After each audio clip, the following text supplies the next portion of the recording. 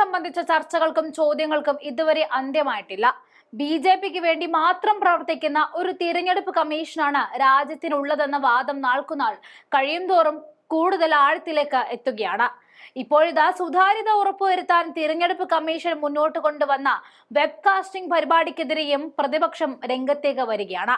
വോട്ടെടുപ്പ് വെബ്കാസ്റ്റിംഗിന്റെ ദൃശ്യങ്ങൾ സൂക്ഷിക്കാൻ 45 ദിവസത്തെ സമയപരിധി നിശ്ചയിച്ചതിലൂടെ നഷ്ടമാകുന്നത് തിരഞ്ഞെടുപ്പ് കമ്മീഷനെ തന്നെ അവകാശപ്പെട്ടിരുന്ന സുതാര്യതയാണെന്ന ആരോപണം പ്രതിപക്ഷം ശക്തമാക്കി വരികയാണ്.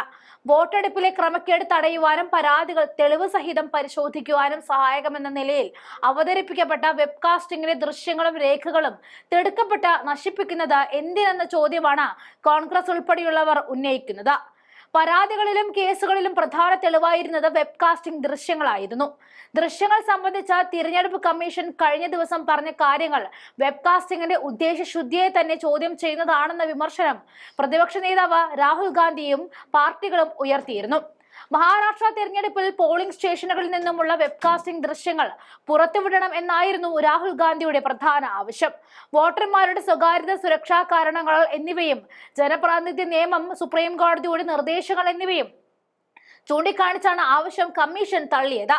ദൃശ്യങ്ങൾ പുറത്തുവിട്ടാൽ ഏത് പാർട്ടിക്കാണ് ആളുകൾ വോട്ട് ചെയ്തത് എന്ന് എളുപ്പം തിരിച്ചറിയാൻ സാധിക്കുമെന്ന കമ്മീഷന്റെ വാദം വിചിത്രമാണെന്ന് നേതാക്കൾ ചൂണ്ടിക്കാണിച്ചിരുന്നു.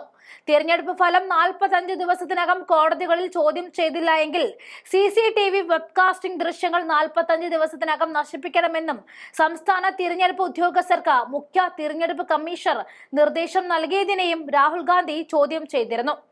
ജനാധിപത്യം അട്ടിമറിക്കുന്നതാണ് 2024 മഹാരാഷ്ട്ര തെരഞ്ഞെടുപ്പിൽ കണ്ടതെന്നും ഭാവിയിലും അട്ടിമറി സംഭവിക്കുമെന്നും രാഹുൽ പറഞ്ഞു വെച്ചു.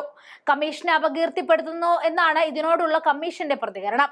ഈയിടെ ഗുജറാത്തിലെ വിസവദറിൽ സംഭവിച്ചതുപോലെ വോട്ടർമാരെ മറ്റാരെങ്കിലും സ്വാധീനിക്കുന്നുണ്ടോ എന്നതും ദൃശ്യങ്ങളിൽ വ്യക്തമാക്കുമെങ്കിലും ആർക്കാണ് വോട്ട് ചെയ്തത് എന്ന് മനസ്സിലാക്കാൻ സാധിക്കില്ല.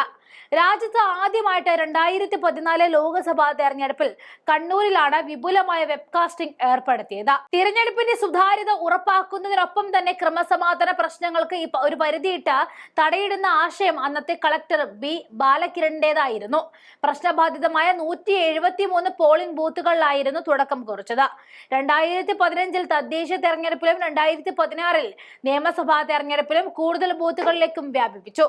2019 ലോക്സഭാ തെരഞ്ഞെടുപ്പിൽ മുഴുവൻ ബൂത്തുകളിലും വെബ്കാസ്റ്റിംഗ് നടപ്പിലാക്കി. 2024 ലോക്സഭാ തെരഞ്ഞെടുപ്പിൽ സംസ്ഥാന വ്യാപകമായിട്ട് അത് നടപ്പിലാക്കിയിരുന്നു.